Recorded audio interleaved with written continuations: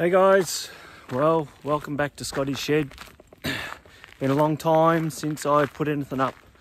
Been very busy with lots of things going on, but anyway, that's another story. So for months and months I've been trying to get onto a dyno to try and sort my Mazda out. It hasn't been running right. It's had flat spots, it's had all sorts of issues that I cannot put my finger on, and the only way to try and do it was to actually roll it up and get an idea of what everything's going on inside it. So today's the day. Finally we get to go and put it on a mate's little rollers, Timmy Cohen. He's given me the ability to use his ones tonight or this afternoon, so that's the plan. I'm about to head off. We're going to get on it later this afternoon, evening, and see what happens. But really think that it's a timing thing. But all the timing indicators tell us it's not at the moment. Until I roll it, we'll find out. Anyway, we're ready to rock. Keep you informed. See ya. Okay, so I thought I'd do this video as give a bit of backstory on the Mazda. So the Mazda I got about 12 months ago. Pardon the shaking of the camera because the roads aren't too flash. Yeah, got it about 12 months ago from Darwin. Previously it had always been raced up in Darwin, and yeah, it came up for sale and it was worth the trip to go and get it. So a mate of mine and myself made a bit of a boys week away trip to go and get it, and we went up to Alice Springs and picked it up. It was good enough of the previous owner to meet us at Alice. And the car, I was under the impression was a turnkey, ready to go car, and it was within reason. But once I got it home and I looked at things and I sort of thought, you know, I could do this a little bit better, I could change that a little bit different, how I'd like it, and I did a few modifications to suit myself. Wired the car, re-ran the fuel pumps, just things that I made it more comfortable for me to get to know the car better. Anyway, once I got it up and running again, I took it out to the track and it wasn't responding like I thought it would. So it had a flat spot off idle, and then I did a lot of research into carburetors to find out what the reason with that was. It had an 830 annular poly carburetor on it, and I thought, well, I got a 750 Ultra HP there, which I knew was a good carburetor on my other engine, so I put that on, thinking it should solve it. It didn't. It wasn't worse. It was better, but it was still not as responsive. And back on that is that it was always a nitrous engine. So the car had always run with not a real big kit of nitrous, 150 horsepower kit, but it was always had the nitrous on it, which livened the engine up. So I've never played with nitrous before. It was all new to me, so I didn't want to go. I've always heard of the disaster stories, I suppose, so you get a little bit wary, and so I wanted to play it safe. So I wasn't going to go in and just use the nitrous straight away with the engine, not knowing what the engine was doing properly. So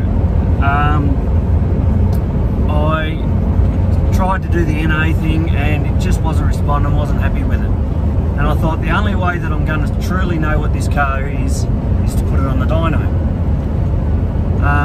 I spoke to a lot of people and got a lot of suggestions as to why, and I tried those suggestions to a degree, but still would not respond as I thought it should have. Now, I know nothing of the internals of this engine. All that I know is it's got a flat tappet, solid camshaft in it, and I don't know the duration, I don't know the lift, I don't know what the cam's designed to do, and that's why another reason why I wanted to get on the dyno, to see where the power is, if and how much power, and then where, like obviously you're going to know where the shift points would be, and whether the gearing setup's right. I don't know any of this. So up until now, when to know what the car's doing, the only way I've been able to do that is on the racetrack. And I've been to Heathcote a couple of times with the car. I did the Boxing Day, which was a good family day, but it still didn't give me any real, I didn't understand the car well. It was pulling to the left. It was just not happy. I wasn't happy in the car, so I was very wary of and apprehensive about trying to put too much power into it, and then to actually give it some nitrous was, you know, was out of the question. I didn't want to do anything like that until I knew what was going on. So then I did another event, a Sportsman's Day, where we had a good time with the car again. It was going a little bit better. I actually seemed to think that the car drove straighter because I had a front end alignment done on it to double check, and then also I checked over, oh that's right, the other part, when I was bringing it back from Alice, we broke a rod end on part of the front suspension, or front wishbone, so I had to redo all those. I didn't know what the settings were. Anyway, front end alignment done, the car was driving a lot straighter, seemed happy going down the track, but still couldn't put too much power because I wanted to brake traction. So then I had to start looking at suspension setup. I did a lot of research on the suspension, knowing exactly where instant center lines were, anti-squat lines, you name it. I've read it, I've seen it on YouTube, and I got a lot of info. It was great. I really enjoyed that part, and I've changed up the 4-link setup to suit what the suggestions were from these guys that seem to know what they're doing. I have yet to put it down the track in that setup yet, but I think I'm starting to head down the right path. So I've put new tyres on the back of it. I've changed my bar settings so the instant center line is slightly, not the instant center line, the anti-squat line is closer to the instant center line. Before it was way away and it was wanting to squat right down, and I think I had my tyre pressures wrong. So that's the back story. Now today, I'm hoping by the end of today, we've got a tune in the car, we know what the carburetor's doing. I've got my 750 on it at the moment. We're going to leave that, going to run it up on that for starters. I'm going to check my top dead center to make sure the timing marks are correct, and then we can work on something, and we'll creep up on it with this carburetor, see what sort of power we can get out of it. And then the other part of that is it's a little 350 cast iron headed 4-bolt main small block. It's not going to make big power and torque, but it should still run in around that low 10-second mark where the car's always been, so I was told. So we just want to get a nice tune with that in. The 750 should work well with it, I think. It did on my old 350, and it used to work really well on my 400, so we'll just see. And then the other thing is I've got the 830 there, which I'm going to put on as well, and see if we can tune that to suit the gas, and get a baseline tune on that one as well. So hopefully we can walk away after today knowing a hell of a lot more about the car, and hopefully go into the track with a lot more confidence. We'll see. I'm confident. Timmy knows his stuff. He's a very good operator. He won't thrash the shit out of everything, and he'll give us some tips on what we could do to make things better. So here's hoping. We'll see some video later of how we went. Alright, bye for now.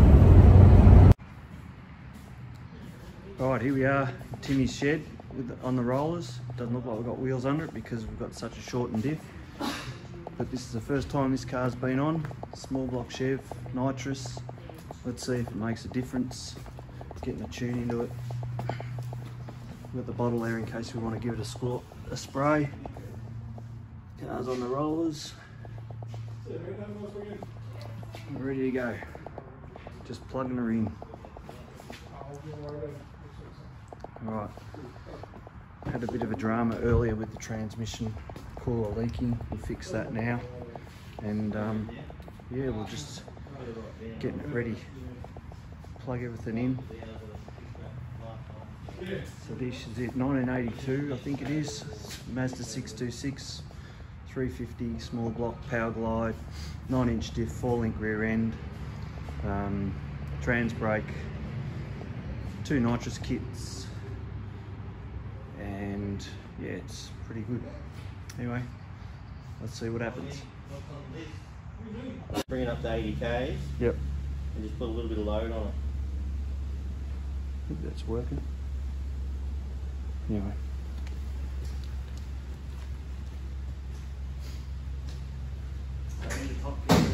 Yeah, so obviously you can see the speed. Yep. It won't let you go over 80, so bring it up to about 78, 80 k, make sure there's no vibrations or anything. Yep. And then, yeah, once we get up to there, 80 k's, we'll just get you to put a little bit of load on it and take it off, because I want to watch what these do. Okay. Because if it, under load, if it goes to 15, 16, the one shut it off, we've got to put 61. Yeah, right.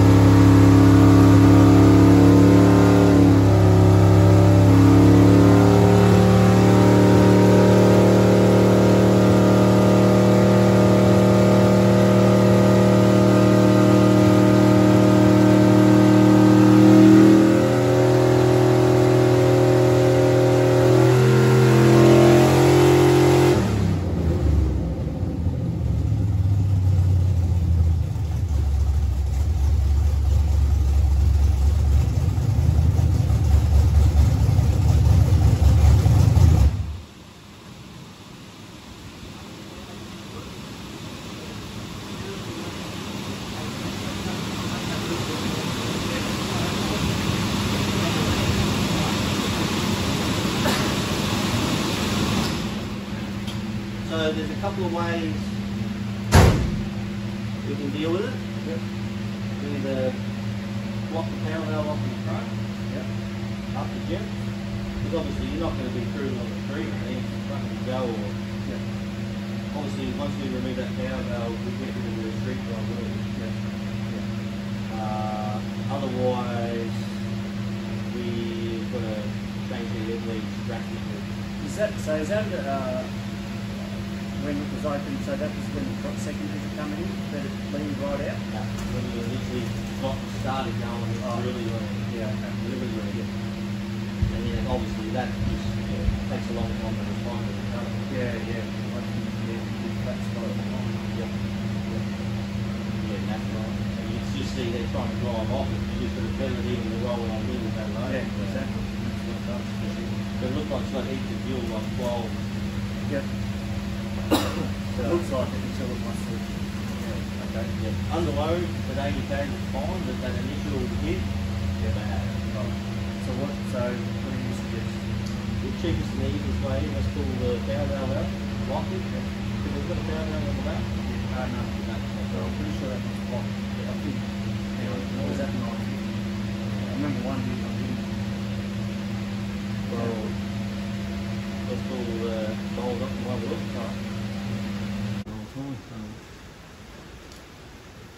Yeah, right.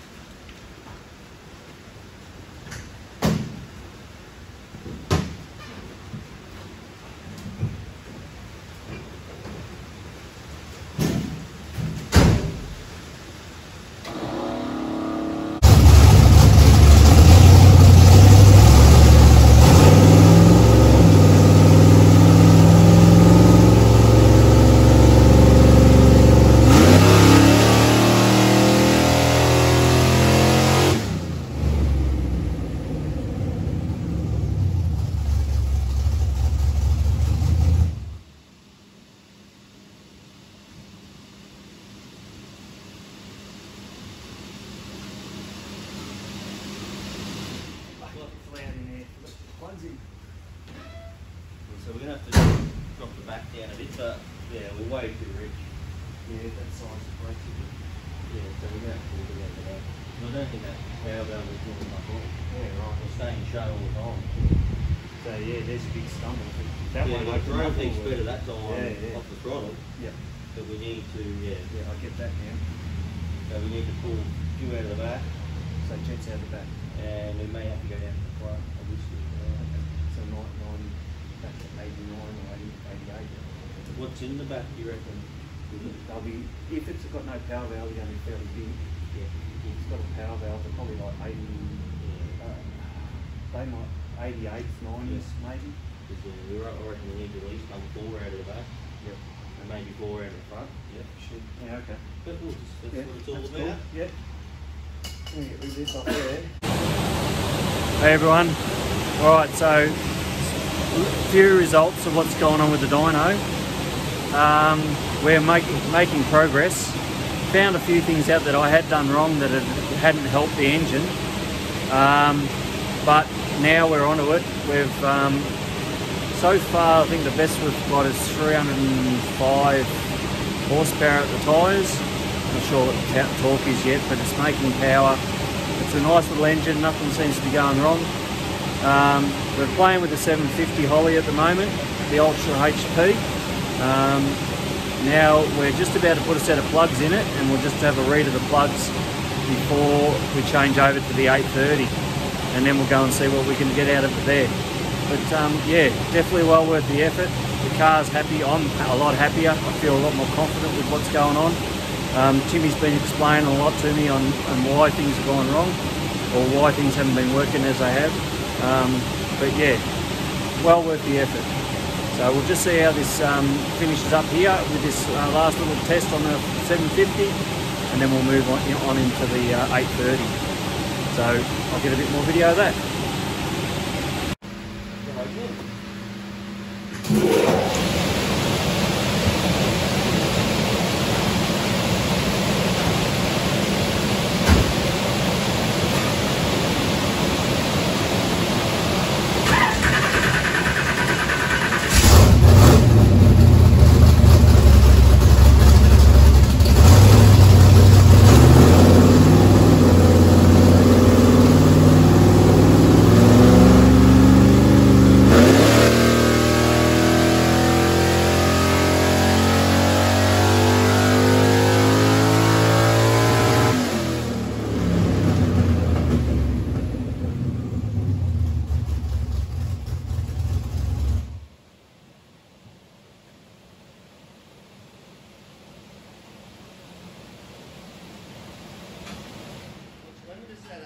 Hey? What's your limiter set Oh, I don't know, it scared the shit out of me.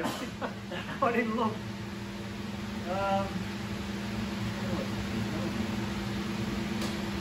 That's 66. 66.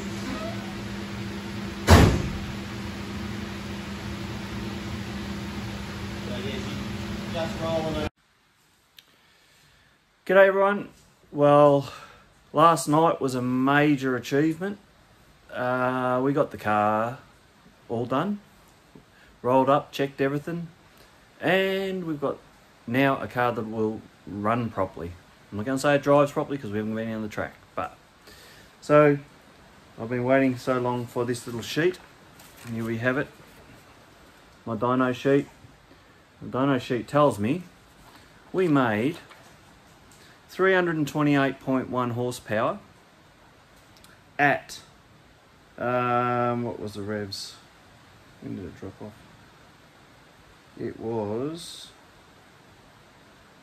6,700, I think it was, 6,700 revs, and the power, the torque was 775 Newton meters. Down low, so it was really low, but that was when the converter locked up. So I'm not that worried about that. Let's see what it does on the track. But the most important part of it was, once we set my 750 Ultra HP carburetor on that little 350, which has got Kiwi Pro cylinder heads, I'm not sure what size they are, it was AFRs between the 12 and 13 mark on the AFR gauge, so we're safe. Shout out to Timmy Cohen at Northeast Dyno Tuning for helping me out. Very thorough, he explains things very well. The problem we found with the engine was that I've got a vacuum pump on my brakes to give me vacuum for the booster, and it was stealing vacuum from the engine, which was not pulling open the power valves efficiently. So it was leaning off, and that was on the transition from a standstill to a wide open throttle. And so the problem was, when I was on the trans brake and I was up at, I think it was 4,000 revs, and then when I let the trans brake go, it would die, and then it would pick up. And that dying was from what I understand, is the vacuum, no vacuum in the engine, which would not pull open the power valves to let the extra fuel through. So what we've done is we've blocked the power valves off, and we've opened the jet sizes up, and now it'll just flow straight through. So we've ended up squaring up the jets. We've put 88s front and back, blocked off both power valves, and now I've just got a slight air bleed change to do to richen up the idle, because at the moment the idle's too rich. We need to lean the idle a little bit, and then it should be a beautiful little thing to run. I'm hoping that that's the case. We'll just try it and see until I get on the track. So at the end of the day, the dyno tuning is well worth the effort. We tried the 830. It was not playing the game. It was just a bit of a pig. It needs a full rebuild. There's circuits and that having problems. So we bolted it straight on, and the problem was we got the engine fired, but it was just pouring fuel in the back boosters. So it was sort of, unless you pull the carby apart and completely try and rebuild it, there was no advantage there. So we were happy with the figures we got from the 750. So leave it at that. Stick with that carburetor. We didn't give it any nitrous. Timmy was a bit reluctant because the plugs that I got were 6s, and he'd be a lot happier with an 8. So I decided I'm going to go and buy some 8 plugs, and then we'll just run it on those. So the 6s are good for fuel, but as soon as we put some nitrous to it, they're probably a bit too hot, and he's just worried about detonation, so I don't want to go melting anything. So the other part of that was, I had everything pretty close. Like when we first ran it up, it was at 34 degrees timing, locked out, so I had that right. What was the other part? So my rev limiter was set correct. My shift light was set correct, pretty correct. I think they're pretty well the three main things to do. So with the timing, we tried adjusting the timing, and it was already happy at 34. So we just left it at 34. Happy days. Don't need to change anything else until I get to the racetrack. And I don't even think I'll do that. I'll just run it the way it is, and then we'll just start sneaking up on it with some nitrous. So yeah, but the golden rule with the nitrous, from what I believe, is that you take 2 degrees out of the timing when you're adding 100 horsepower. So we're going to sneak up on that as well. So it'll be interesting to see what it gets like down the track. But let's go. I'm going to get it down the track, NA the way it is, and we'll just see what the suspension and everything does that I've changed, and see if it drives straight. And then we can just, yeah, have a play. So test and tune will be the next time. I'm hoping to get there in a couple of weeks. We'll see what the weather's doing. At the moment, they cancelled this weekend's test and tune because of the weather. It's actually raining quite heavily here now. So, yeah, when I can get there, I'll get there and we'll play. So that's my video for the tuning of my Mazda. Hope you enjoyed it. We'll catch up soon. See ya. This is Scotty Shed. Bye for now.